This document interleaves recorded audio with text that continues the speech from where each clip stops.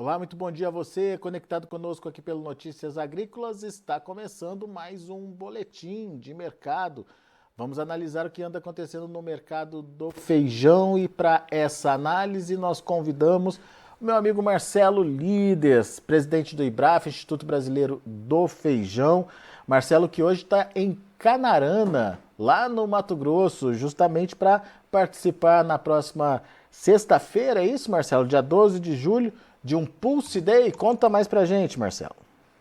Então, a gente está aqui nessa boa terra de Canarana, né, muito próspera, e a partir da quinta-feira eles realizam aqui a 28ª FEICAM, que é uma feira regional já bastante consolidada.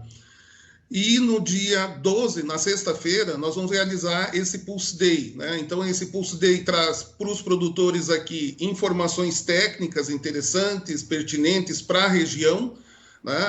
Há uma demanda bastante grande aqui na região, Alexander, de informações sobre feijões. O polo está se desenvolvendo, é um polo de irrigação também que está sendo desenvolvido aqui e vai ganhando tração cada vez maior também o plantio dos pulses e dos feijões. Então, nós vamos falar bastante sobre essas questões e também da comercialização, né? Então, tanto o gergelim, que já é tradicional, aqui é a capital brasileira do gergelim, eles estão em plena colheita agora, processamento, as empresas a 1.000 por hora aqui processando o gergelim para mandar para exportação, e é um momento aí que a gente vai conversar com os produtores sobre comercialização, sobre quais são as perspectivas que tem para o restante do ano, para feijão, para gergelim e também para os próximos anos. Afinal de contas, a região está investindo bastante, né, nessas culturas, e existem características próprias de cada região, e aqui não é diferente, né, que precisam ser atendidas, né? O que a gente escuta aí dos pesquisadores é que nada é receita de bolo. Então, cada região vai desenvolvendo e descobrindo uma forma de produzir melhor. Muito bem, portanto, quem estiver lá em Canarana, na região de Canarana, quiser participar desse Pulse Day, dia 12 de julho, Pulse Day que faz parte da programação da 28ª FEICAM, né, Marcelo? Uma feira tradicional aí de agronegócio, né? Exatamente. Muita gente aqui. Boa. Então fica o convite aí para você que está na região participar, procura lá o Marcelo Líder, tira sua dúvida e principalmente entenda o que pode ser feito em relação à evolução do plantio de feijão de pulses, de uma forma geral, aí na região. Mas Marcelo, vamos lá, vamos para o que está acontecendo no mercado de feijão. Da última vez que a gente conversou, desculpe, a gente tinha a possibilidade aí de preços melhores em função de uma oferta pequena de segunda safra, olhando basicamente o feijão preto. Estamos começando a terceira safra, a tal da safra irrigada. Com que cara, hein, Marcelo? Mudou aquele cenário de alta de preços? Bom, quando você tem ali aquele momento entre uma safra e outra, é normal, né, que você tenha uma valorização. Os primeiros lotes que entraram do feijão irrigado tiveram também preços aí a 320, 330, uma disputa bastante grande nas primeiras colheitas, alguns compradores pagando, inclusive, uma semana antes da colheita efetiva do feijão para garantir aquela produção. E agora, é claro, nós estamos entrando num período em que começam a aumentar as ofertas. Já é normal, já é tradicional, que por mais que o produtor procure segurar o máximo possível, o mercado vai tendo mais oferta, consequentemente os preços vão cedendo. E foi o que nós vimos nos últimos dias, quando os preços vieram dos últimos 15 dias de um patamar de 310, 315 reais, agora para 290 a 300 reais. E ao que tudo indica, se seguir o histórico, né, a tradição do momento, os compradores eles vão com muito cuidado nesse momento comprando, porque você veja que tem regiões que levam 4, 5 dias para uma carga de feijão chegar. Então, quando o feijão chega lá, se aqui cedeu o preço, o empacotador tem dificuldade de repassar aquele produto lá na sua região. Então, eles vão comprando o mínimo possível. Na medida em que o preço vem chegando a um determinado nível, que vai ser Cada ano é um determinado nível, dependendo do volume de oferta. Chegando nesse nível de preço, há uma sensação de que aumenta a segurança na hora de comprar do empacotador, e aí começa a ter um volume maior de negócios, com um valor um pouco mais baixo. Bom, isso a gente está olhando basicamente para o que pode acontecer com o feijão carioca de terceira safra, tal da safra irrigada. Agora, você estava me falando também, Marcelo, que é uma safra que está começando com uma certa preocupação aí em relação ao tamanho da oferta. O que está acontecendo? E até que ponto isso pode reverter essa pressão de baixa mais cedo? Nós lembramos de alguns anos aí que o produtor, quando o valor chegou ali por 220, 230, começou a colocar em armazéns climatizados, né? Nós vimos nos últimos anos o aumento de área dessa terceira safra de feijões que não escurecem, né? Isso também é uma ferramenta a mais na mão do produtor. Então, qual vai ser o nível que os produtores vão entender esse ano, que vai ser a hora de colocar o produto para dentro do armazém, né, e deixar para vender no final do ano, começo do outro ano? Nós vamos ter que esperar para ver qual vai ser esse número, mas provavelmente seja um número mais alto do que o ano passado. O ano passado, por volta de 220, 230 reais, eles começaram a travar as vendas e buscar armazenar esse feijão. Se você leva em consideração que a Conab, que normalmente é muito otimista demais, já vinha prevendo uma safra menor nessa terceira safra, a gente tem bons indicativos de que ela vai ser menor ainda do que a Conab estava prevendo. O ano passado, nós tivemos uma colheita de 750 mil toneladas nessa terceira safra. E nós vimos a reação do preço a partir de novembro, dezembro, os preços começaram a reagir. Esse ano, a previsão era de 728 mil toneladas, mas alguns fatores, como altas temperaturas, algumas regiões com dificuldades, inclusive, em ter água para girar os pivôs, né? A região de Guaíra ali relatou perdas de lavouras, ou relatou também produtores que deixaram, estava planejado, tudo comprado, semente e tudo mais, deixaram de plantar, não plantaram pelo risco que tinha de não ter água. Você tem altas temperaturas também prejudicam a produtividade, há uma série de fatores aí que levam a uma produtividade menor.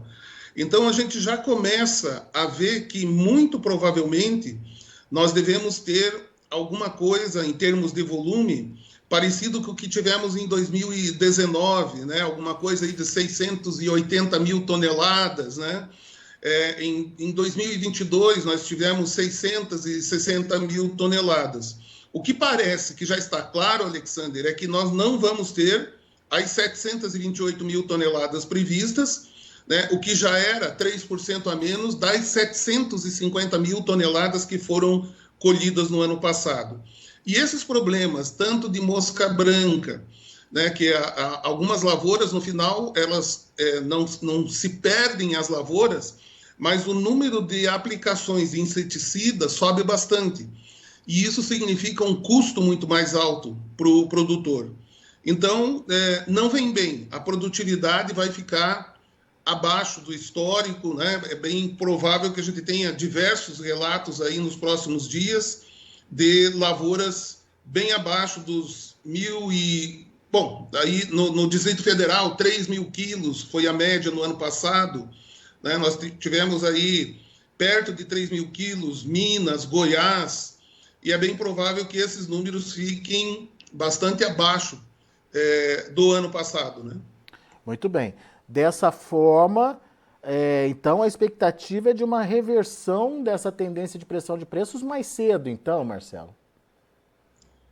Provavelmente o que a gente vai ver é um preço que baixa, mas não chega aos níveis dos anos anteriores, né? Então, baixar é natural que aconteça, existe um pico de safra, seja ela no total maior ou menor, existe uma concentração, a gente vai ver acontecer nos próximos dias, e depois disso, o que acaba acontecendo é que a reação começa a acontecer mais cedo.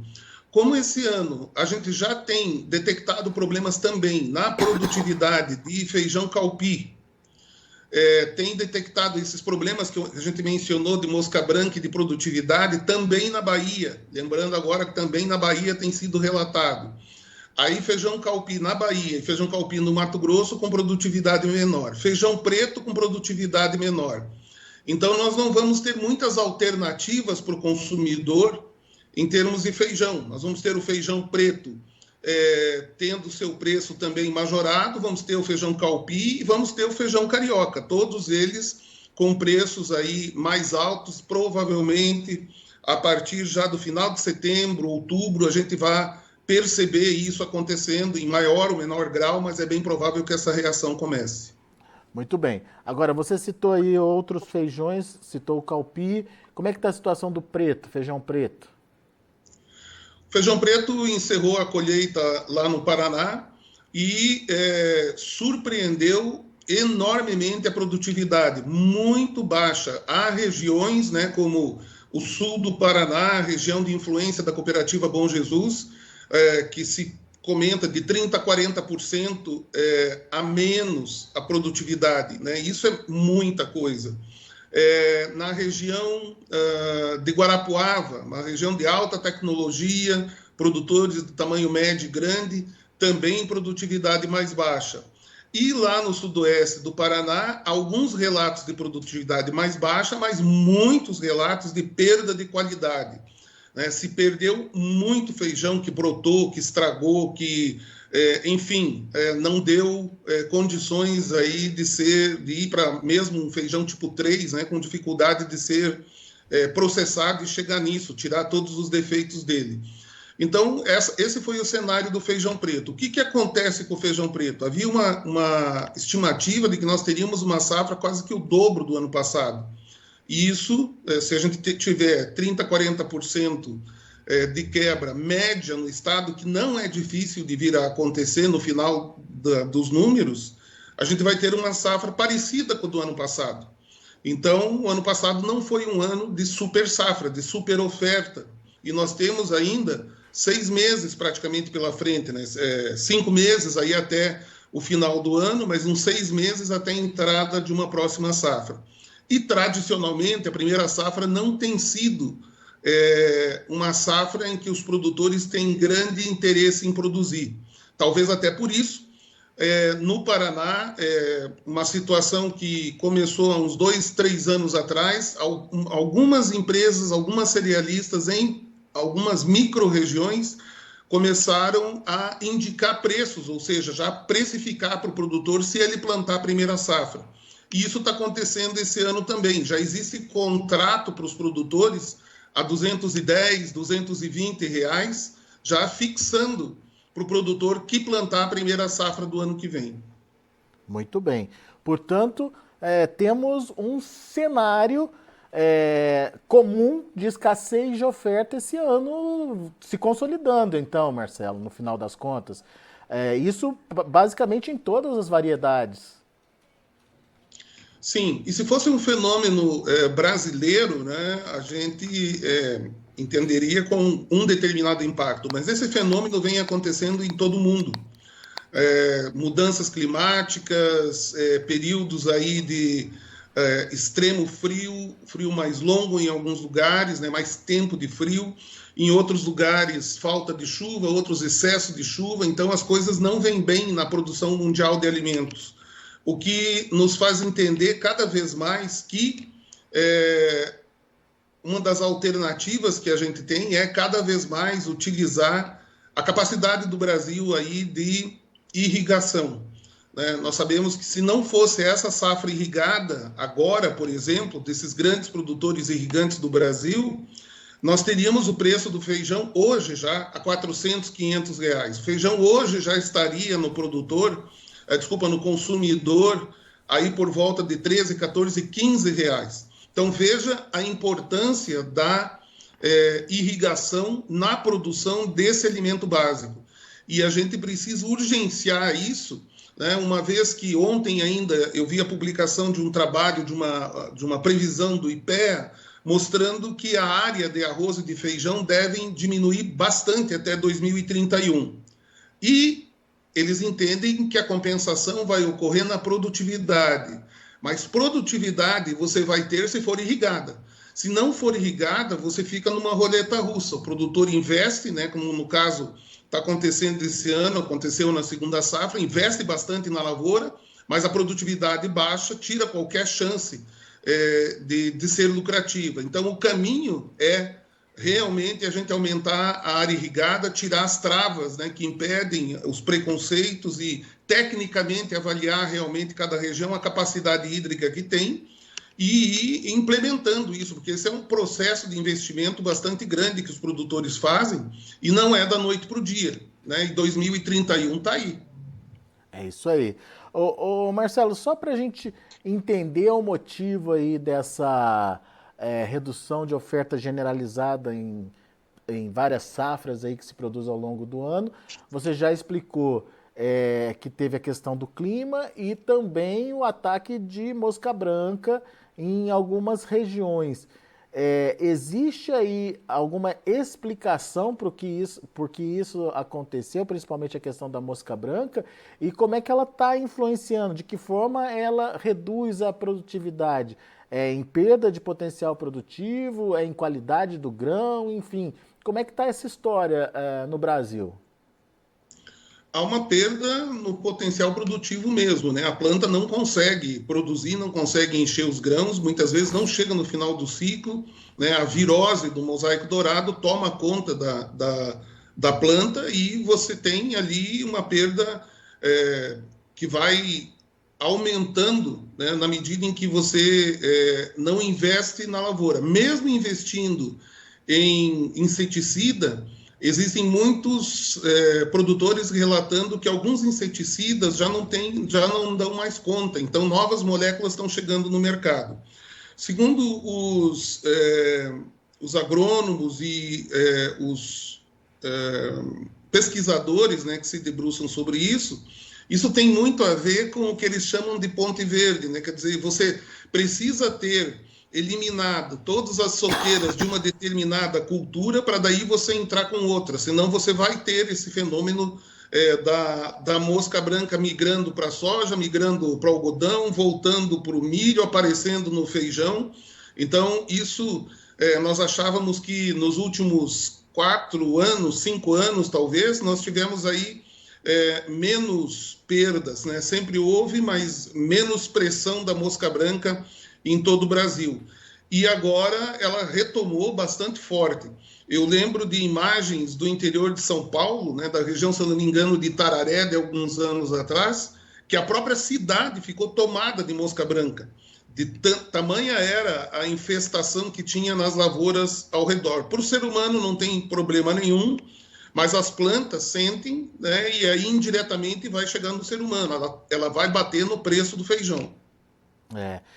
Isso a gente precisa acompanhar muito de perto para entender como é que essa situação pode voltar a interferir na safra. Espero que seja só um ajuste aí de produção para que os prejuízos não se repitam.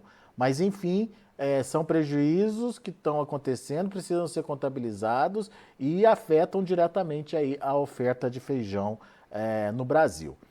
Marcelo Líderes, muito obrigado mais uma vez pela sua participação aqui com a gente. Sempre bom te ouvir. Volte sempre, meu amigo. É um prazer, uma boa semana a todos. Viva o feijão do Brasil e vamos encontrar com ele no prato aí agora. É isso aí. Grande abraço, até a próxima. Abraço, Alexandre.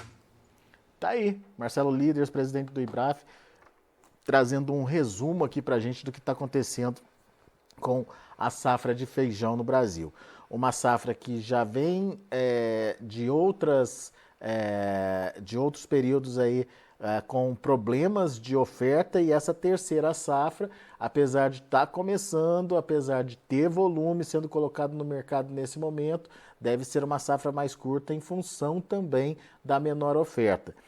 O Marcelo trouxe alguns números projetados de 750 mil, contra 728 mil do ano passado, mas esperados de 680 mil, portanto uma perda bastante significativa em termos de toneladas por conta aí do clima e também do ataque de mosca branca, concentrando nesse momento ali no Mato Grosso, Minas Gerais e Goiás, onde temos a safra irrigada sendo colhida.